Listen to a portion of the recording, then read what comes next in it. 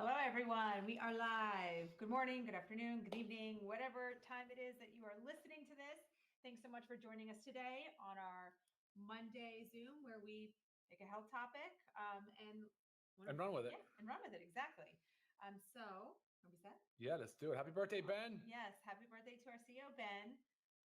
So if you guys have not subscribed to our channel already, please make sure you subscribe, leave comments, like our videos. It really helps us, but it also helps you so you don't miss any of our topics. Again, we do these every Monday, so really important. It's also very helpful so you can go back and watch the previous ones we've done, because we've been doing these for quite some time. So there's quite a handful there. There is. Yeah. Okay, so today our topic is how to prevent the #1 side effect of weight loss drugs. Weight loss drugs, they can accelerate fat loss. We know that. But without a few key players, they can actually undermine our overall health and metabolism. Mm-hmm. So we're going to focus on that one.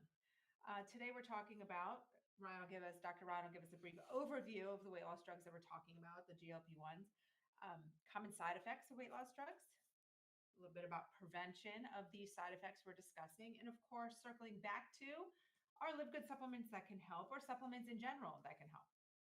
Right? I agree. Okay, awesome. So let's do it. Take it away with just an overview. And I love that we are talking about the #1 side effect, sort of how to mitigate that with the GLP-1s. But really, this is actually a lifestyle discussion around things just to preserve our lean muscle mass and how to age gracefully, how to prevent injuries as we age, just kind of things that go along with that. Body composition, of course, is a big part of this discussion. So we'll talk about that a little bit today. But because of the trend and how many people are using these GLP-1s, those are kind of what we wanted to talk a little bit about today. So the main drugs in the GLP-1 category, there's really two: semaglutide, which is Ozempic, and Wegovy. So Ozempic's for the diabetes, Wegovy's for weight loss. And then on the other side, you have tirzepatide, which is Mounjaro for diabetes, and Zepbound for weight loss. Okay. So those are kind of two different drugs. They're the main ones. There are some other GLP-1s. But man, they have caught the world by fire. They are going crazy popular, especially now that there was a compounded version that was an affordable version, while the brand name drug is on a national shortage. That there is the reason that the compounding facilities are able to economically compound the exact copycat of the drug. Right. So that's kind of that. Okay. What do we? Well, we know it's a very common side effect that we know of is GI disturbances, but this comes along with higher doses, and we're not touching on those because it also has been shown that especially compounded forms at lower doses have been very tolerable. So well, I don't think we're going to do a whole lot of discussion on the drugs today. No, not right. At all. Okay. Nope. Okay. Nope. So I was just saying, because I kind of feel like when I talk about the #1 side effect, I feel like a lot of you out there might be thinking it's something with your GI. With nausea. Yeah, exactly. But what we're talking about is really muscle mass loss. Yeah. So it's a very unfortunate thing. So while obviously a positive side effect is weight loss, that means the number on our scale is going down. Yep. Yay. But there's also negative side effects. And a lot of those is the fact that when you are losing that weight, a significant amount of that is lean mass. Lean mass is our muscle mass. This is what we need to work so hard to preserve as we age.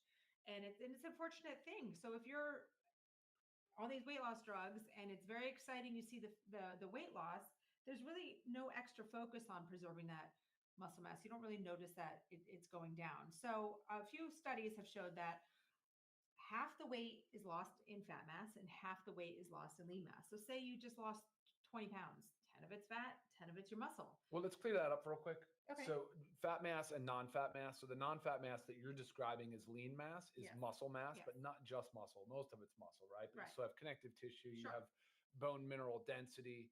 There's still a lot of other elements to that, not to that non-fat mass that when you're referring to lean, of course, we're addressing the muscle. Right. But just so you all know, if she's talking about you lose 20 pounds and 10 of that is in, she's calling lean mass, that's significant.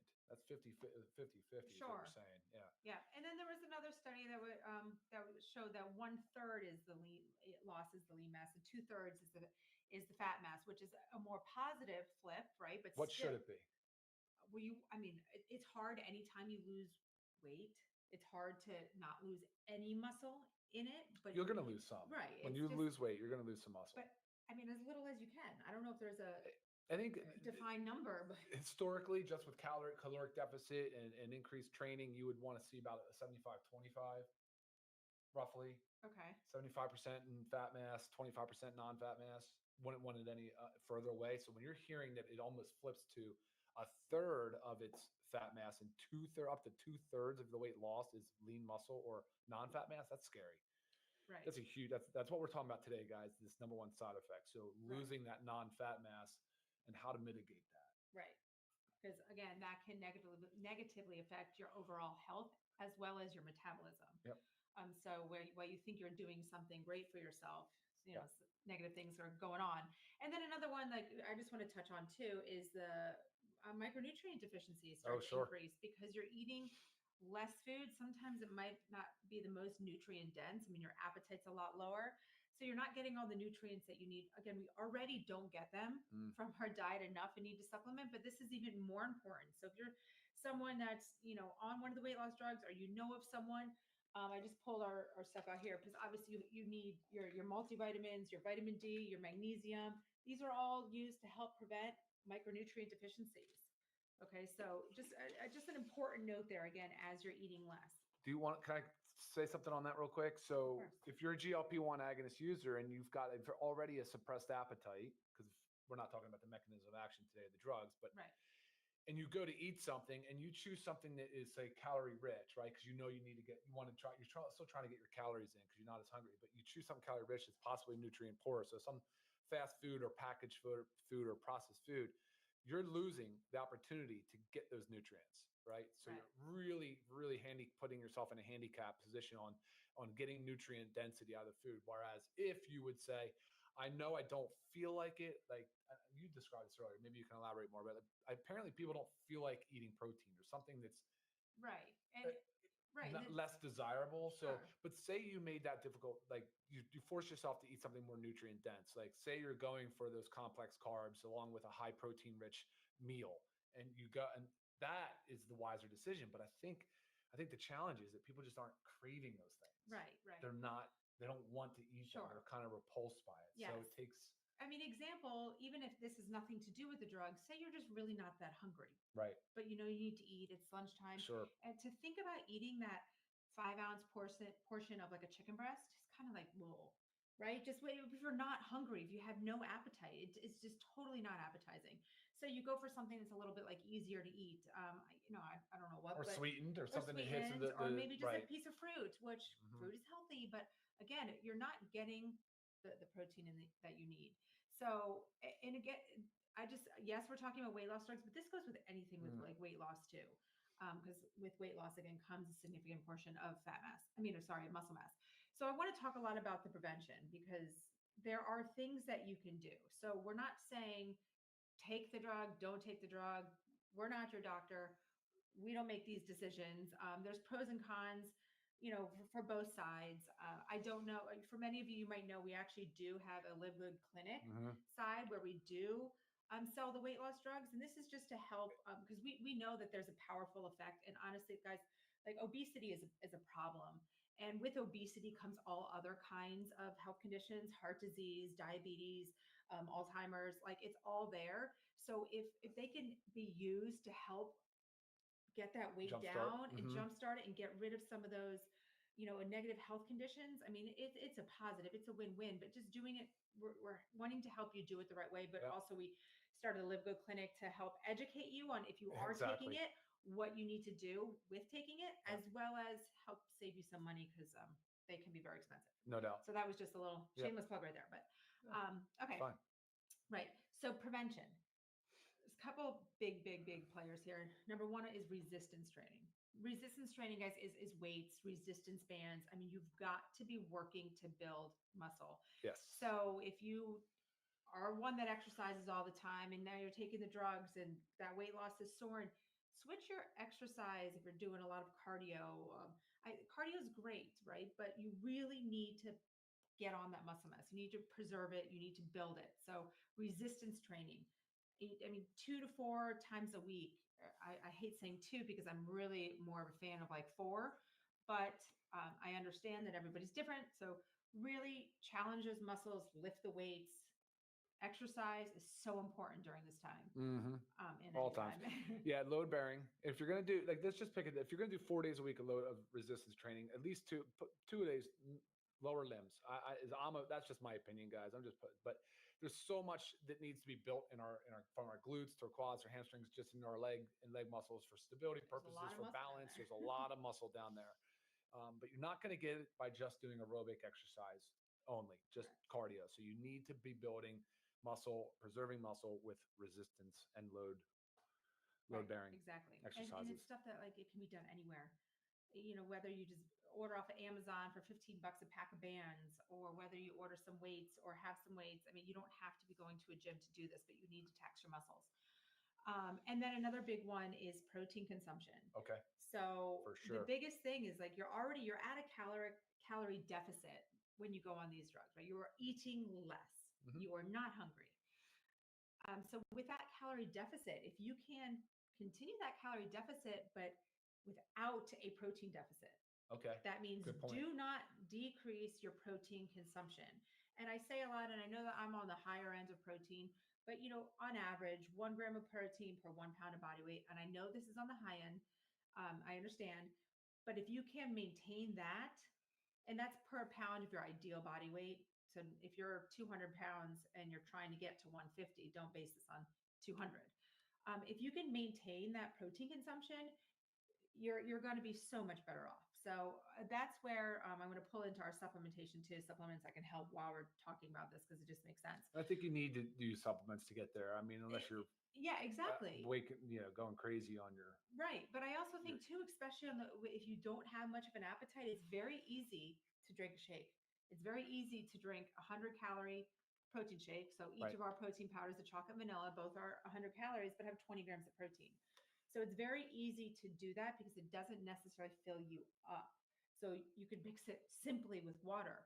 You can have it a couple times a day, 2 times, in between each meal, maybe. There you go, an extra 40 grams of protein. So the protein powders are huge in helping you achieve your protein goals while in a caloric deficit. A few other key players is our essential aminos. I know a post just went out today of our CEO, Ben, discussing how much he loves his aminos. We feel the same way. Won't go a day without. They're so crucial for muscle prevention and putting on muscle. And it's just a calorie-free powder that you just need to take a couple times a day, 1 to 2, even 3 times a day. I mean, it's especially if you're on the GLP-1s, especially if you're in caloric deficit, because again, these aminos, free form amino acids I usually say like between meals or in a fasted state, or when you're seriously just not hungry at all, at least this will still help the body go into muscle protein synthesis, which means the body will not start breaking down its muscle to free up the amino acids that it needs for other things, for other metabolic processes. You have to use the free form. You have to. If you're on GLP-1, you're not eating. If you're in a caloric deficit, this is like a secret weapon for you guys. Yeah. And again, for everybody, very easy honestly. to do. Yes, it really should be for everybody. Just be even more focused. Increasing your dose again, 1 to 3 times a day. It really will be a game changer for you. And also adding in our creatine HMB. We know how important creatine is. We emphasize a lot on the brain health aspect of creatine, just because a lot of that's the unknown. Many people don't know that. We do know of creatine as to help with muscle building, but together, and I like to combine the two. So this is such a good combo. Just 1 scoop a day can really help you. And then another big thing is monitoring this. So how do we monitor it? Body composition analyzers. Some doctors' offices have them, but you can also get one of those scales online. Now there's percent errors. They're not perfect, but it's going to help you mark where you are. So say you're going to go on the medication, go on the drug. You're going to stay on the scale, take your body composition, see your muscle mass and your fat mass. Then measure yourself week. I don't want you to get crazy about it, but you need to know where you're at. So if you start to see that you're significantly dropping in muscle mass, that is a red flag that you need to really amp up your protein, amp up your resistance training, take your supplements. Huge thing. I know a body composition scale. My parents just actually got one. Yeah. And you can get them. They're definitely more affordable now. You want the one with the handle. It's bioimpedance analysis. So they'll send electrical current in. It can kind of measure your fat mass, your non-fat mass, your water content, all those things. The gold standard is like a DEXA scan, but we don't really expect people to do that. But you can get access to these in some areas around, like some local gyms might have them, some health food stores might have them. But if you can find one and do like Lisa said, get a baseline, or it doesn't really even matter when, just start measuring that and pay attention to it. I think that's highly valuable. I really do. It's good advice. That's good advice. It's very, very, very important. Yeah. And I'm sure you've all known someone that has lost a significant amount of weight on the weight loss drugs, and they might kind of look like they've just have a lot of sagginess. So yeah. I mean, yeah, you can kind of see it, especially the ones that go real hard on it and lose a lot of weight pretty fast. It can pull, because the collagen and the skin mass, obviously the elasticity is not there. So it kind of just droops and you can see it, right? And there's phrases for that stuff in social media circles, but that's why the collagen can be really, there you go, really beneficial for that, because of the building back and giving your body, again, the unique amino acids that are required for collagen synthesis. It's very important. It's very important. If you're losing weight, the whole point of it's like there's the metabolic improvements of our health. We know that that's the main reason why people should be doing this. But secondarily, there's certainly a body imaging and confidence booster to doing it. So you want to do the other things that will help you look your best and feel your best. 100%. And again, I know we're specifically talking weight loss drugs, but I want you to think about what we're saying today with any type of weight loss, because if you're trying to just lose weight and you're good on your own, going in a good caloric deficit, same thing applies to you. Do not go in a protein deficit, take your supplements, and resistance training. I mean, it's very important. There was something I wanted to say. Yeah, I think that was good though. You all covered. I know, but I see a lot of questions coming in. There is questions. Look, when you go hard on protein intake, the higher end, like 1 gram of protein per pound of body weight, it's on the higher end of what any recommendation you'll see. I've seen higher, but you do need to be cautious if you have kidney disease. There's no real strict rule on it, but I would speak with you if you're seeing a nephrologist. Talk to them. I mean, you might, if you're already spilling protein into your urine, then there's some concern there. But again, the body needs protein, right? So we have to get protein in. It's just a function of the balance with your kidney health. What does this have to do with? Where are you looking? So the question about creatine and sensitivity to caffeine, unaware of anything that would ever be, there's no relation between the two. So I wouldn't worry about that. Caffeine. Yeah, no caffeine is in the creatine. So I was actually just going to talk about, I remembered, I just want to talk about this doctor that I follow. It is actually Peter Tiek. He's out there. He's love very listening to his stuff. But so he is so big on when he prescribes his patients one of the weight loss drugs, that he makes them do the DEXA scan, which Ryan was saying Dr. Ryan was saying is it's expensive. It's a whole big to do, but that's the only way that he will prescribe it. And he makes them do the DEXA scan prior to and throughout. And the moment that the muscle mass loss starts to be something significant, he'll pull them off or significantly decrease the dose, because he is so key on, if you're going to do something to better your health because of you got to go all in. You also can't let it hurt you by losing the muscle mass. Remember what I said, like doing that, it can undermine your overall health and your metabolism. Absolutely. So you've got to focus on it, especially those that want to do the weight loss drugs as like a jump start. If you just use the weight loss drugs and don't do anything else, and then you get off of them, if you haven't changed anything, or if you haven't really focused on your body composition and your protein consumption and your resistance training, it's going to go right back. And then sometimes worse. Yeah. So you've got to do it. Got to go all in. Again, it's not supposed to be like a crutch. It's just supposed to be a kickstart. Yeah, it is. Cool. You guys get it. I can tell by the comments, you all get it. Thank you for chiming in. You guys are saying you love the aminos, you love the protein. And a lot of love resistance training, which is great, because I do feel like there's actually, for more women specifically, we avoid the resistance training. It's more involved in the cardio, but the resistance training is so great for you. And there's YouTube videos out there all over. I mean, sometimes when I get bored of my own head putting a workout together, I'll pop on YouTube and just find a workout and do it. I mean, it's easy. It's so easy and it's fun, and you can modify it. If you don't like what you're doing, then modify it or skip or move, whatever. But yeah, that's the thing. It's so beautiful, so great that you can just Google workouts and just get inspiration. Yeah. It's awesome. It's awesome. So there's really no excuse. I mean, you can work around your injuries. You can work around sciatica, right? Like, I understand we've kind of dealt with that on our own. So yeah, these are all the different things that you guys can see that this is important stuff. And, weight loss and body weight management, body composition, and of course, what type of weights and what's the scale? So you guys are into this, and I love it. Yeah. So if you're gonna look on Amazon, a body composition analysis scale. Mm-hmm. It's gonna be all different ones, but again, Ryan was saying, if there's ones that have the handle that you can pull and hold up, that's more accurate than just the ones that you stand on. Should So be. get yourself one. Yeah. It's really a great investment. Most of us have a scale sitting there. Just replace it. If holidays are coming up, There you ask for go. it, right? Ask for it as a present. So, but you guys can do it. So we just really wanted to help educate on. Again, we know there's the weight loss drugs. There's many people on it, and we just want you to understand that while being on it, there's so many important things that you need to do to help your overall health and metabolism while on them. All right, cool. I'll give Ben a spanking when he gets in here in a few minutes. All right, guys, I'll tell everybody that everyone wish Ben a happy birthday. Great having you join us. For those tuning into the recording, thank you for tuning in. Yes, and again, we hope you enjoyed it. Make sure you like and subscribe to our channel.